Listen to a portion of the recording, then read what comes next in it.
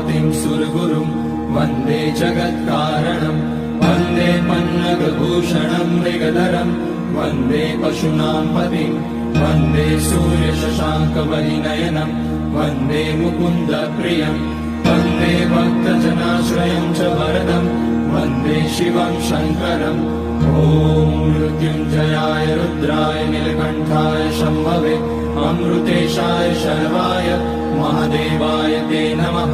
नमस्तेऽस्तु भगवन् विश्वेश्वराय महादेवाय त्र्यम्बकाय त्रिपुरान्तकाय त्रिकाग्निकालाय कालाग्निरुद्राय नीलकण्ठाय मृत्युञ्जयाय सर्वेश्वराय सदाशिवाय श्रीमान् महादेवाय नमः।